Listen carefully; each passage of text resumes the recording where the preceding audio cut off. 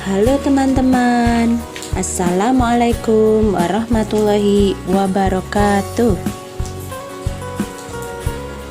Bagaimana kabarnya hari ini?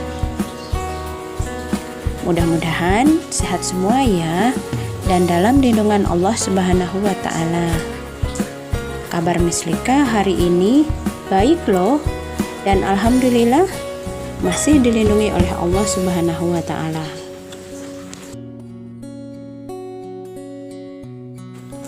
Baiklah, mari kita mulai belajar hari ini dengan membaca basmalah bersama-sama.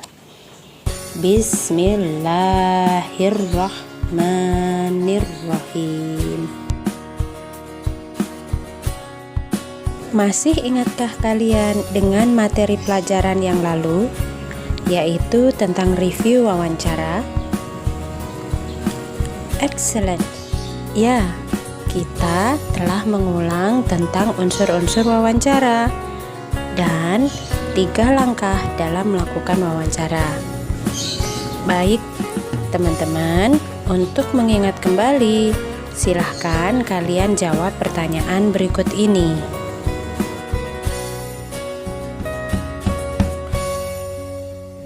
Yang pertama, sebutkan unsur-unsur dalam wawancara.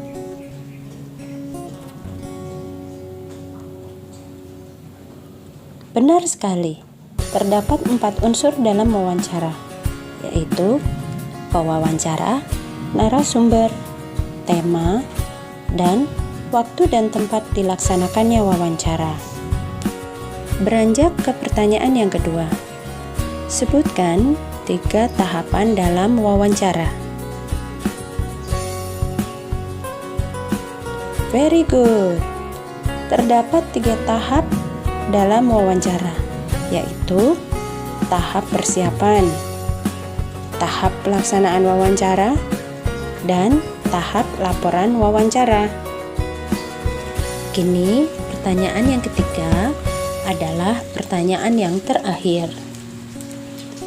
Sebutkan etika dalam melakukan tahap wawancara. Excellent.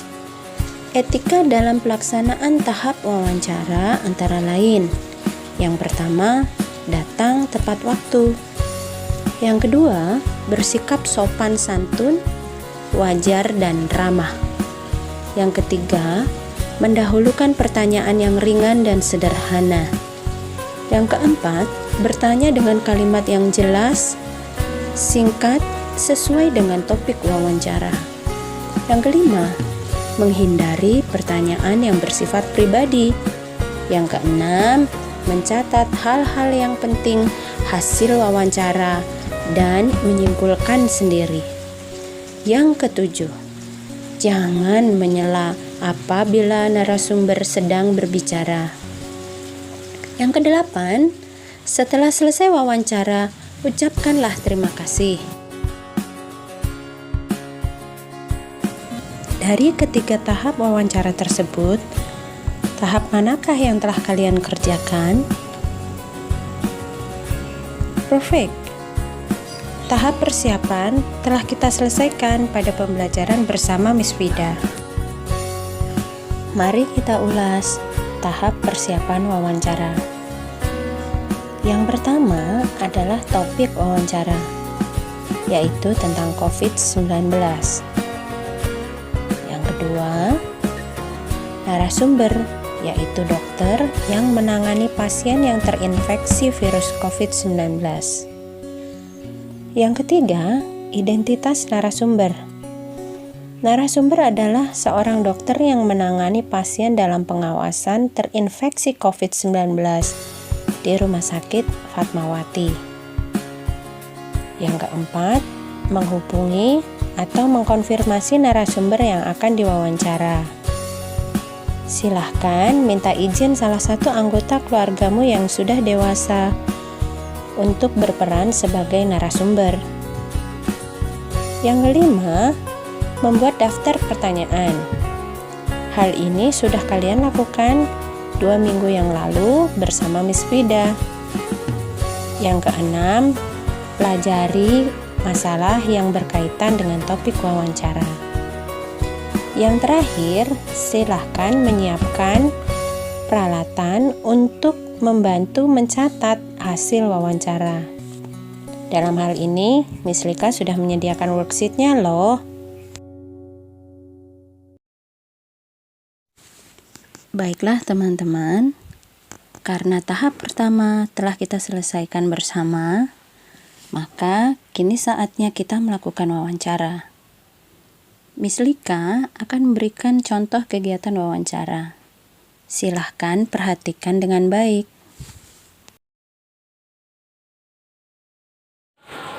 Assalamualaikum Pak Edi. Waalaikumsalam.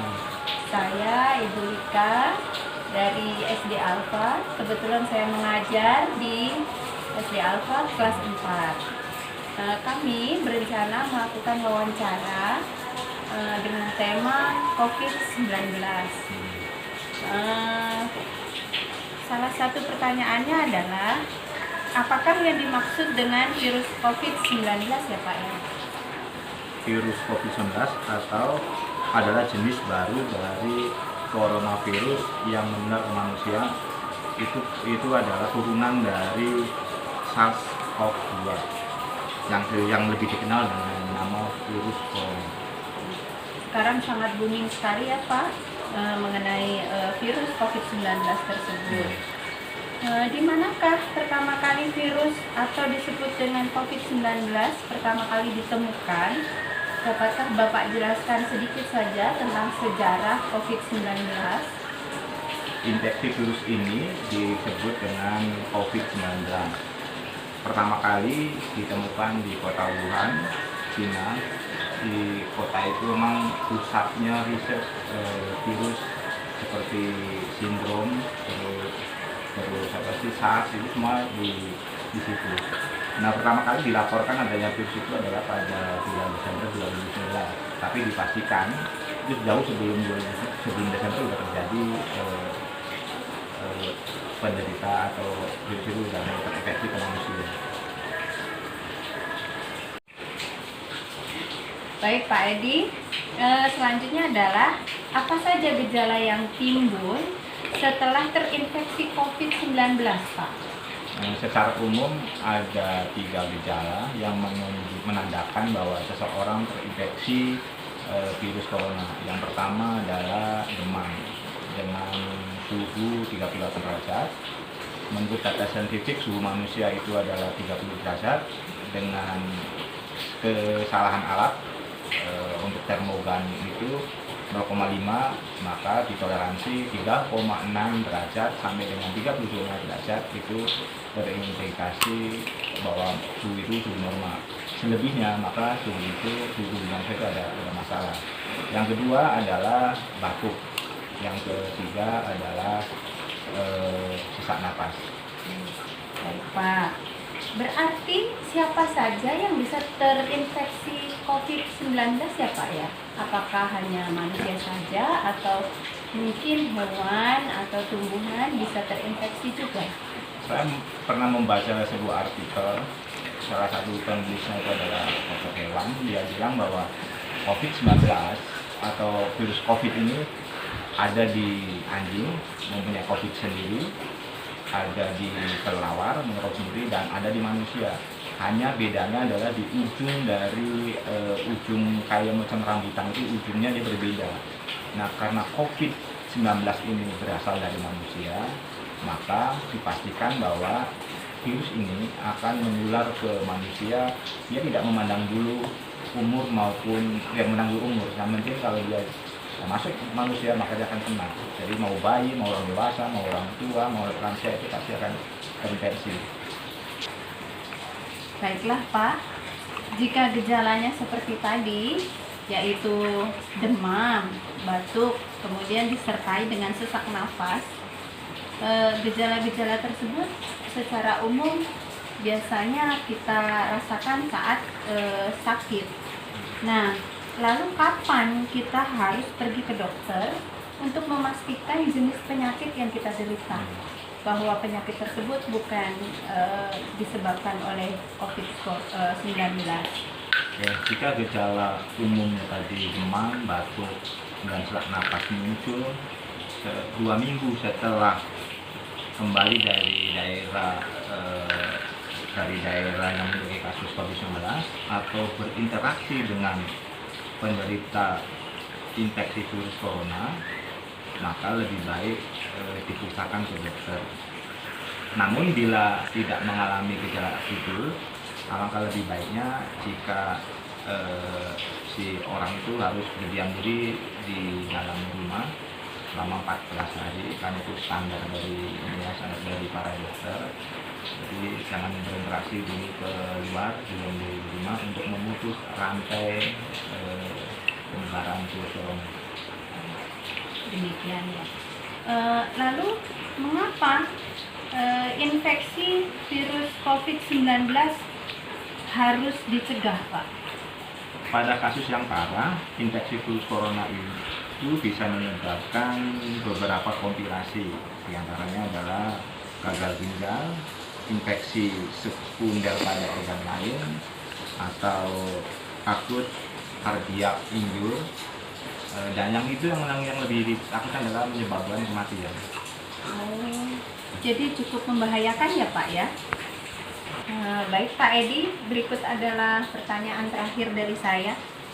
Bagaimanakah pencegahan terjangkitnya virus COVID-19?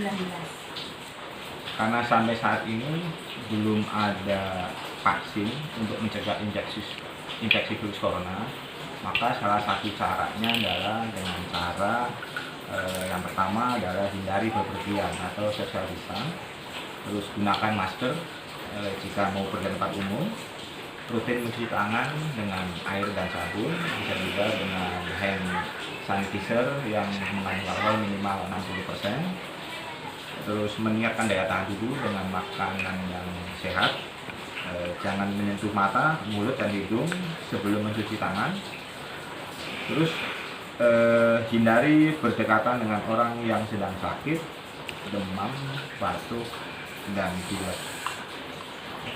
Sedangkan pencegahan untuk orang yang diduga terkena COVID-19 atau dengan kategori ODP, orang dalam pengawasan, yang pertama adalah jangan bepergian keluar rumah kecuali untuk berobat. Periksalah ke dokter hanya bila Anda mengalami gejala gangguan seperti yang disebut di atas, yaitu demam, batuk, atau sesak napas. Usahakan untuk tinggal terpisah dari orang lain, melarang dan mencegah orang lain untuk menengok, karena itu berpotensi atau sangat tinggi peluangnya untuk menularkan penyakit. Sebisa mungkin jangan melakukan pertemuan dengan orang-orang yang sedang sakit. Dan yang terakhir adalah pakailah masker dan sarung tangan bila sedang berada di tempat umum. Mungkin itu langkah mencegahnya. Baik Pak, terima kasih sekali atas penjelasannya. Terima kasih juga atas waktu yang sudah diberikan pada saya. Demikian wawancara hari ini. Wassalamualaikum warahmatullahi wabarakatuh. Waalaikumsalam warahmatullahi wabarakatuh.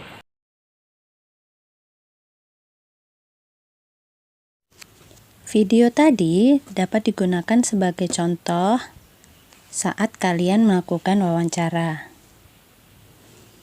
Sekarang tugas kalian adalah membuat video wawancara dengan tahap persiapan seperti yang sudah didiskusikan bersama.